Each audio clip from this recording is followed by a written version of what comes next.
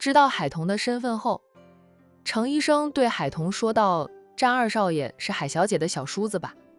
你回去的时候跟他说一声，等我满40天后就去帮他的未婚妻治眼睛。”海童微笑的道：“程医生的话，我一定会带到的。奕晨也早盼着的了。”一旁抱着儿子的军秦俊脸有点黑黑的，程玲玲斜睨着他又装着若无其事的哄着儿子。老神医小声地对龙庭说道：“小子，你以后要继承你师傅的强悍，别学到你四叔的怕老婆。”龙庭称呼穆晴为穆妈妈，他以前是叫军秦做四叔的，自己的师傅成了四婶后，他也改不了口，程玲玲让他不用改口了，想怎么叫就怎么叫。若是他四叔赶不应他，跟师傅说，师傅会找他四叔算账。没礼貌的人，他师傅能教得礼礼貌貌的。为此，军秦还吐槽自己的老婆不向着他，向着别人家的男人，真不愧是吃醋家族出来的男人，总是喜欢乱吃飞醋。军秦小声替自己辩解着：“老先生，我不是怕老婆，我是爱我老婆，她为我生儿育女辛苦了。”怀里的小宝宝又扁着小嘴了。军秦忙又哄着，可是小家伙还是哭了起来。他抱着爱哭的儿子在房里走来走去，最后呢，无奈地把儿子交给了老神医抱着，小子就不哭了。老神医又吐槽着军秦：“你看看你，连抱个孩子都不会，就因为他觉得你抱得他不舒服，才会哭的，还老是怪我孙子爱哭。他不哭，你又胡思乱想，怀疑他不正常了。不会啊，妍妍就不爱哭，多乖巧呀。”军秦本能地说了句，夫妻俩都盼着能生个像军妍那么听话的宝宝。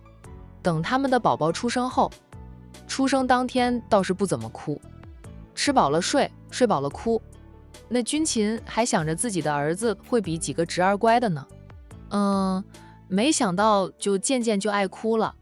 夫妻俩都想不到，在以后的日子里，为了不用带爱哭的儿子，一个出了月子就到处找病人医治，制造工作繁忙之下，一个能避在公司就尽量躲在公司里，不能躲了就只能回家带娃。老神医则成了夫妻俩的救星，只要他一回来，夫妻俩就当甩手掌柜，被老神医吐槽为最不负责任的父母。老神医说了句：“小妍妍是女孩子，秀气安静，谁叫你们生不出女儿来？别嫌弃我宝贝孙子，你们想要秀气安静的宝宝，拼个2胎，看看能不能生个女儿出来，我可以帮你们带。”老神医一生未婚，是高徒如女儿，程玲玲的儿女都是他的孙儿女，现在有孙了，他也想有个孙女。孙女儿白白嫩嫩的，多可爱啊！等到孙儿女长大一些，他就教孩子们学医练武，让那些老不死羡慕嫉妒恨吧。他这一门人丁健忘了。对了，还有龙庭啊，可不能忽略这小子。穆晴和海童陪着程玲玲说话，直到海童接到奶奶打来的电话，告诉他洋洋醒了，醒来就哭着闹着要找小姨。奶奶，我很快就回去了。早点回来了，洋洋哭闹呢。洋洋平时也很乖，现在会哭闹，估计是处于陌生的环境。玲玲，我和海童先回去，你好好休息，想吃什么就跟家里说吧，让人给你送过来呀。穆晴对程玲玲说道，又招呼着龙庭：“龙庭，跟穆妈妈回去，别在这里吵着你师傅休息。家里来了新朋友，跟你差不多大的。”龙庭走向穆晴，朝穆晴伸出双手。穆晴抱起他后，他向师傅说了再见后，就好奇地问着穆晴：“穆妈妈，新朋友是谁啊？”“你海阿姨的外甥，叫洋洋，很可爱的一个小朋友，回去后你陪他玩，洋洋也是咱们家的小贵客，你是小主人，要拿出主人家的风范，好好的招待小贵客。”听说有小朋友，龙庭很开心。他也早想回家的了，惦记着家里的小妹妹，就怕自己不在家，小妹妹会被别人偷了去。不过师公不想回家，要在医生看着小弟弟。龙婷想，师傅肯定也是怕小弟弟被别人偷了去。洋洋跟着小姨来一趟风尘山庄，结识了龙婷这个朋友，两个人年岁相仿，在成长的岁月里，交情越来越深，那也代表着两大豪门下一代的建交。洋洋虽不是战家的，但他小姨是战家未来的当家太太，他与慕情的养子成为好友，牵扯的是千丝万缕。夕阳西下，晚霞似火啊！海童看着两个小朋友在不远处玩耍，脸上挂着宠溺的笑容，眼底一片温柔啊。那什么时候呢？他也能有孩子。虽说奶奶最信任的那位大师帮他夫妻俩批了命，说他夫妻俩以后会女双全，现在都还没有动静呢。海童就有点担心，大师说的准还是不准？姨丈，洋洋忽然叫了一声姨丈。海童好笑地说道：洋洋，你姨丈不在这里，你那么想姨丈的话，我们早一点回去。只是他说的话，洋洋没有听到。洋洋的眼里是真的看到了姨丈，姨丈从远处向他们走过来，夕阳落在姨丈的身上，像是给姨丈镀了一层金光似的。龙婷也看到了战印，他拉住要跑的洋洋，问洋洋：洋洋，那个人你认识？哇，我瞧着也眼熟，好像是战叔叔。那是我姨丈，我姨丈好像是姓战的，我总听别人叫他战少战少的，那肯定是战叔叔。龙婷松开了拉住洋洋的手，然后他跑得比洋洋还快，跑向战印。慕情两个孩子满月的时候，战印带着海童过来喝满月酒。龙婷见过战印，对战印有点印象。洋洋反应稍慢半拍，他大概是在疑惑吧。那是他的姨丈，龙婷跑那么快做什么？跟他抢姨丈吗？那可不行，姨丈是他的。洋洋立即追赶着龙婷，两个人都开始练武了，跑步的速度比同龄孩子稍快。不过龙婷赢在起跑线上，加上他资质比洋洋好，学武也比洋洋早，轻轻松松就把洋洋甩在身后。战叔叔，龙婷跑到战印跟前，一点都不怕战印那张寒冰脸，自来熟得很。他抱住了战印的大腿，就想往上爬，这是把战大少爷当成一棵大树呀。战印抱起了龙婷，洋洋也跑到了姨丈。战印又笑着抱起了洋洋。海童自石凳子上站起来，顺着声音看去，还真看到了他家男人，一边手抱着一个娃儿，然后向他这边走过来。他怎么来了？还知道他在风尘山庄。战印抱着两个孩子走过来，然后弯下腰把两个孩子放下的，对他们说道：去玩吧。洋洋拉着龙婷说道：龙婷，我们去玩。龙婷也是猴行的，最喜欢玩了。风尘山庄现在是有几个小孩子，但除了龙婷，其他几个都还是奶娃子，不会走路，不会说话，只会哇哇的哭，不好玩的。哇，难得来了个洋洋，龙婷跟洋洋玩疯了。海童与丈夫对视了片刻，问他：你怎么知道我们在这里？战一伸手就轻捏他的脸，说他出门也不跟我说一声。我满心欢喜的回家，想着好好的陪陪你，你倒好，招呼都不打一声就跟着奶奶出门了。你打电话给我的时候，我听到了孩子的哭声，猜到你是来了风尘山庄看干儿女。战印本想着不跑这一趟的，又实在是无聊，习惯了有妻陪伴的日子。海童走开也不过是1-2天的时间，他就觉得夫妻分开了几年时间一样，忍受不住相思之苦，调动了私人飞机，坐着私人飞机来了风尘山庄。海童还是被干儿子的哭声出卖了，当时就是叶瑶在哭，他担心战印听见了，才会匆匆地挂断电话。没想到战印还是来了。你是刚到？见过了军爷爷和军奶奶，才被允许来找你。战印看到两个孩子在附近玩得开心，没有留意着他，他抓住机会就把海童往怀里带去，发狠地搂了一把后就松开了。彤彤，以后我都不会再抱怨你忽略我了。这2天我陪着你到处玩玩，玩上几天咱们就回去了。洋洋也该收收心，准备着开学。不等海童说话，战印又说道：“奶奶年纪大了，就算有你陪着，我也不放心让奶奶到处跑的。”海童说道：“我看奶奶和君奶奶聊得来，要不我陪着奶奶在风尘山庄多待几天，27号再回去，这个月有31天的。回去后也还有几天让洋洋收收心的。”战印能说什么呢？想到海童和慕情虽能说得上是朋友了，毕竟相处的时间不够长，友情始终是淡淡的。留海童在风尘山庄多待几天，与慕情的友情也能牢固一点，便点头说道：“好，那27号我过来接你们。今天呢，已经是22号了，也就几天的时间。你新的手机号码给我。”战印霸道地索取爱妻的新手机号码，海童乖乖地把新的手机号码告诉了他。战印保存好爱妻新的手机号码后，拉着他坐下，与他一起看着孩子嬉闹，看看夕阳。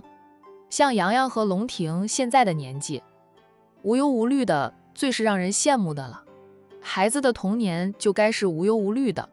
战印握着他的手：“我们会有孩子的，知妻莫如夫。”每次看到孩子嬉闹，他都会想到他们还没有宝宝。海童把头枕靠在他的肩膀上，嗯了一声。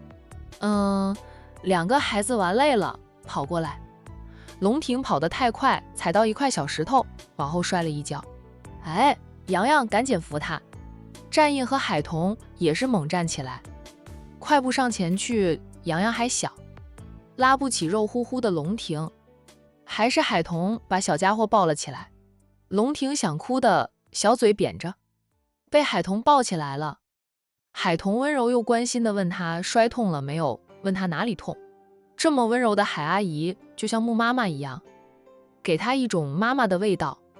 龙婷眼里都有泪水打转了，都还摇着头说没有摔痛。海童帮他拍了拍衣服上的尘土，见他眼里有泪，掏出纸巾，温柔地帮他擦了擦泪，心疼的道：“是不是后背摔着了，还是头部？”龙婷是往后倒摔的。海童把他往他的大腿上按压，方便他查看龙婷的后背。当他推高龙婷的衣服，看到龙婷背后的那些看不懂的图案时，他愣住。战印也愣了愣，他毕竟是战氏集团的当家人，反应快也稳重，飞快地扫了一遍龙婷的后背，确定后背没有伤，就马上扯下了龙婷的衣服，遮住了她后背的那些图案。一丈，龙婷背后没什么，洋洋当作什么都没有看到，千万别说出去，知道吗？战印第一次严肃地要求着洋洋。洋洋见一丈那般严肃，似懂非懂的点点头。一丈，我不会说出去的。海童本想问2句的，见战印那样严肃地要求洋洋什么都不能说，他也不问了，帮龙婷检查了一下后脑勺，也没有伤，想来是小家伙，也就是当时摔痛了吧。海童将龙婷抱坐骑好，柔声问他：“龙婷哪里痛？要跟童姨说。”童姨不痛了。龙婷窝在海童的怀里，2只小胖手抓着海童的衣衫，奶声奶气地道：“童姨，我喜欢你抱着我，像妈妈一样。我最喜欢的就是我木妈妈的了。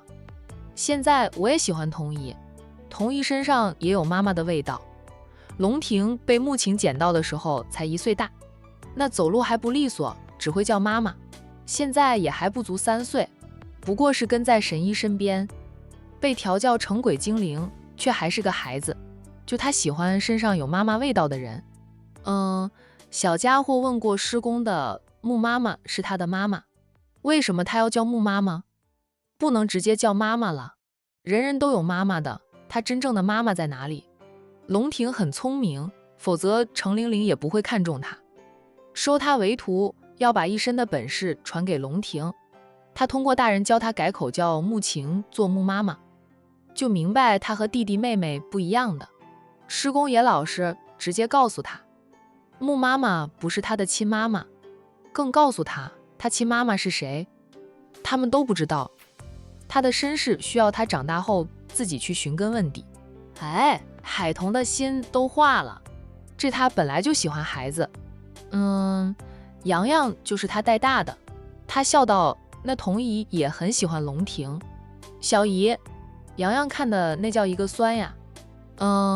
觉得小姨被龙婷抢了去，忍不住也往小姨的怀里钻去，大有跟龙婷争风吃醋的架势。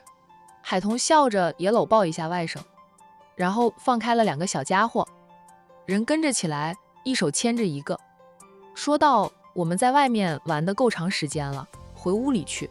战印牵着洋洋的另一边手，夫妻俩带着两个孩子，如同一家4口啦。回到了中心主屋，海童告诉穆晴，龙婷摔了一跤。穆晴忙把杨子拉过来，本想当众检查一下的，记起了什么，便没有掀起龙婷的衣衫，只扳着龙婷的双肩，关心地问她可有摔痛。痛，不过童姨抱了抱就不痛了。小家伙答道，想了想后，他又补上一句，穆妈妈，童姨身上有着和你一样的妈妈味道。我好喜欢童姨哦。穆晴笑，你是见一个就喜欢一个的。他的2个母亲杨希、素素等人，那龙婷都会说好喜欢好喜欢，其实就是真心对龙婷好的，龙婷就会很喜欢他。虽然年纪还小，心思明净，谁对自己真心假意，他心里清楚得很。不过他没有说出来罢了。师公说有些事心知就好，不必说出来。龙婷被妈妈笑得有点不好意思，不过她还是厚着脸皮，搂抱着穆晴的脖子，在她怀里撒着娇，嘴甜地道，我还是最喜欢穆妈妈。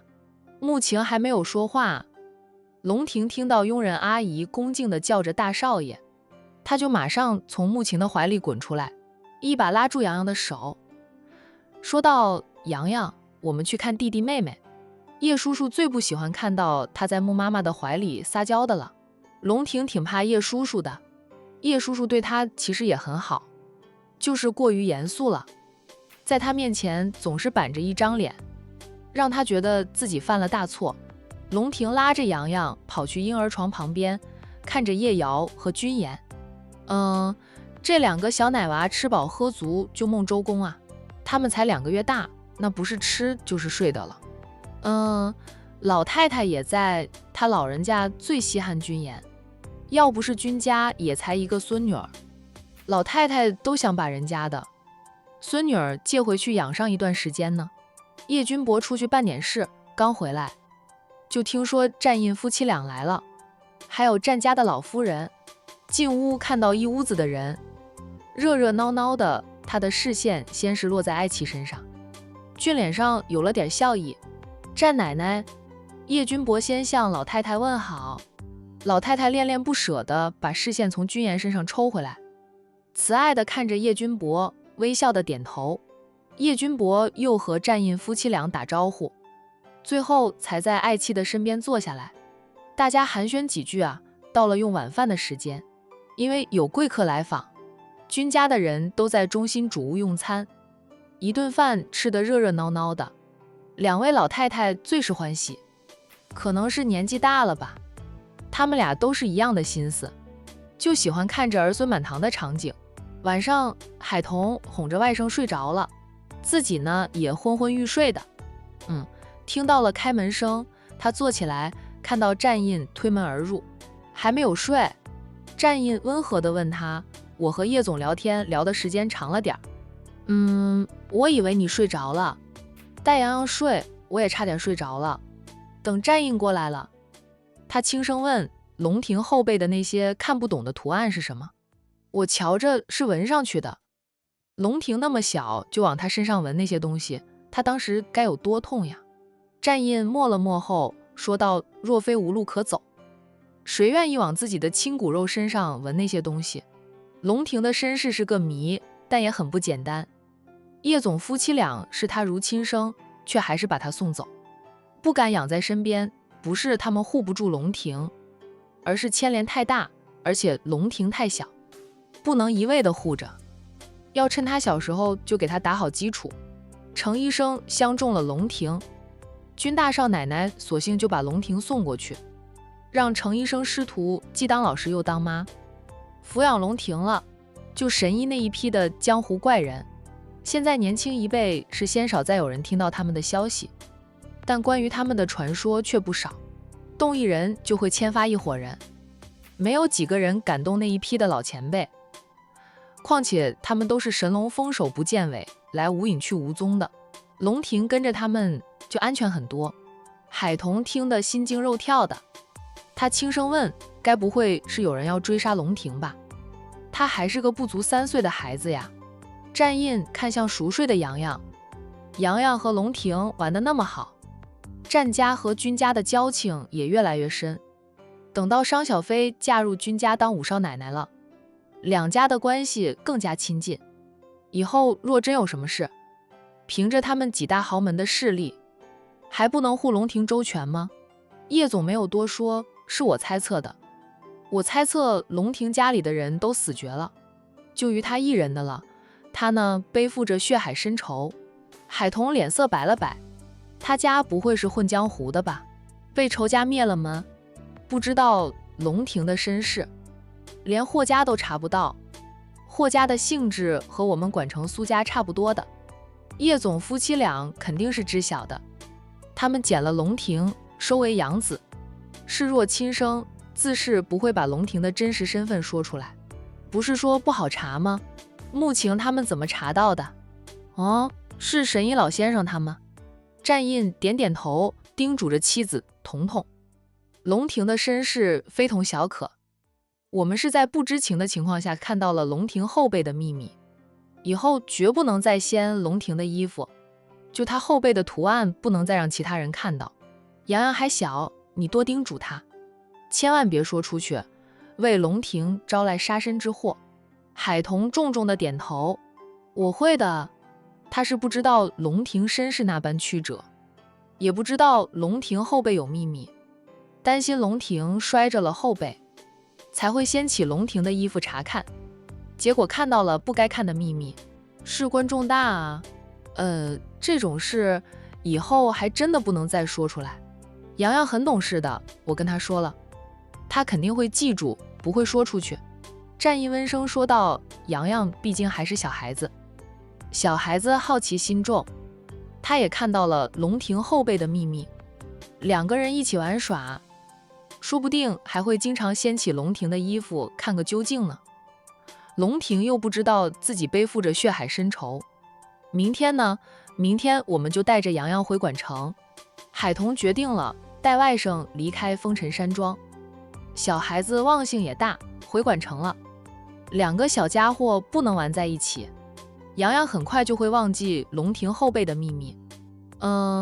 战印看着他说道，我要是说好，又怕你说我巴不得你们回去，要是说不好，也的确怕洋洋好奇，会问龙婷，更怕他会掀起龙婷的衣服来看。小孩子的好奇心啊是很强烈的，若是没有无意中得知这件事，我是想按原计划的日期再回去的。海童也没想到自己那样掀了掀龙婷的衣服，就知道了龙婷后背的秘密。不用问，往龙婷后背纹上那图案的人，必定是龙婷的亲人。用战印的话说，不到万不得已，谁舍得在那么小的孩子身上纹那东西？也不用太紧张，就多玩2天吧。在风尘山庄倒是不用怕的。战印就安慰着爱妻，可能这是老天爷的安排吧。海童想到刚来2天就离开，过于匆忙，穆晴还和他说好了，明天和他一起带上孩子们去欧阳家找杨希玩。临时改变主意啊，容易让人起疑心呀。那就再玩2天吧。战印呢，嗯着，别想那么多了，早点睡吧。他在妻子的身边坐下，拥住她，在他脸上亲了亲，低声说道，在别人家里暂且饶了你。海童忙推开他，往洋洋身边一躺。战印低低的笑，一夜再无话。黑夜过去，迎来了东升的朝阳，又是新的一天开始。江城，乔涵还在梦中呢，就被手机铃声吵醒了。他一肚子的火气，平时工作忙，也就是周日，他才能好好的休息，睡睡懒觉。结果这大清早的就有人给他打电话，他眼睛都没有睁开，拿过手机，习惯性的往右边一滑，就把手机贴到耳边，冷冷地说道：“乔轩，你最好就有天大的事情，敢在这个时候打电话给他的人，要么是自己的父母，要么就是乔轩那小子。乔总，是我。”战浩宇的声音传来。乔涵猛地睁开眼睛，那人也跟着坐了起来，声音下意识地压低，依旧冰冷。战总，有事吗？大清早的就打电话给他，而且还是他的家用号码。一般人并不知道的。我在乔家大宅，以为乔总昨晚会回来的，所以早早过来等着乔总。结果太阳都升得老高了，也没有看到乔总。问了阿姨才知道你昨晚没有回家，阿姨给了我这个手机号码，让我联系你的。战浩宇等于是解释了他如何拿到乔涵的家用号码。乔涵蹙眉，战总还没有说是什么事，咱们说好了的呀，今天去骑马，骑完马我请你吃饭，当作是我报答你对我的帮助。他还真没有把这件事放在心上。战总怎么不直接来找我，跑到乔家老宅做什么？想到自己爸妈很喜欢战浩宇，乔涵都无法再赖在床上，害怕自己不回家。战浩宇油嘴滑舌的，万一哄得父母一开心，把他卖了。乔涵是知道父母现在都忧心他的婚姻大事，他女扮男装20几年了，早就习惯了男人的生活。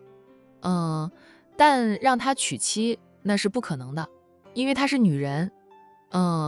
就他娶了妻，无法给妻子真正的婚姻生活，但让她嫁人吧，他又不愿意。他不习惯当女人，他活到现在连条裙子都没有穿过，而且他也没有遇到能让他心动，能让他卸下伪装的男人。父母也觉得他过于优秀，鲜少有男人配得上他，哪怕愁着他的婚事，却也不催他。若是没有战浩宇出现，乔涵压根儿不担心，他可以一辈子都这样过。战浩宇是战家的3少爷，各方面都很优秀，他其实也欣赏战浩宇的才能。战家家风又好，就算两家距离有点远，难保他父母不会肖想战浩宇为女婿。我不是以为乔总周末休息会回老宅陪父母吗？所以我直接过来了。乔总，阿姨说叫你过来一起吃早餐，你早点过来，我们等你。战浩宇说完，主动挂断了电话。乔涵脸色有点难看，战浩宇这是把他家里当成他的家了。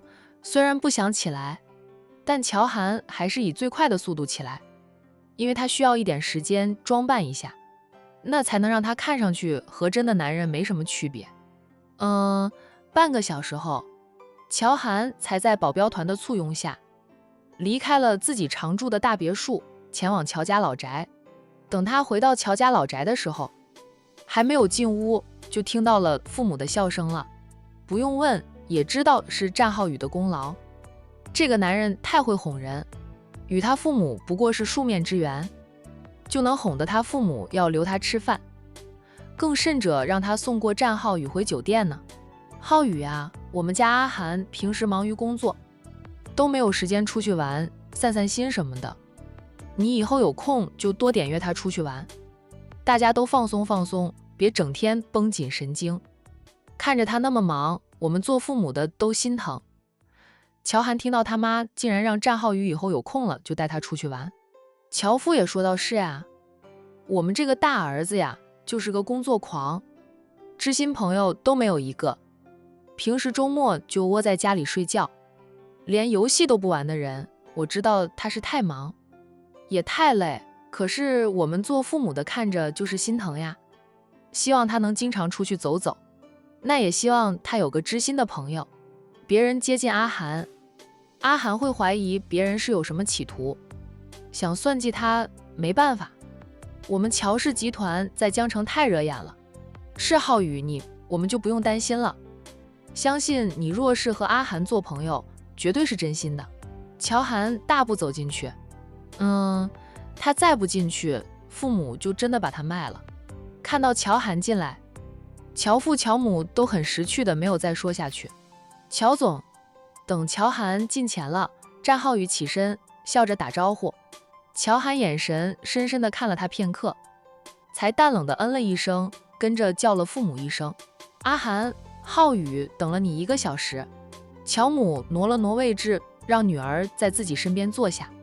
刚刚妈跟浩宇说了，以后周末就叫浩宇过来，你们出去玩，那有个人带着你，你也不至于无聊。乔涵的脸色黑了黑，颇为无奈地道：妈，我就周末才休息休息，想睡到自然醒，而且我一般就是休息1天，出去玩比上班还累，况且战总也忙呀，怎能时时劳烦战总。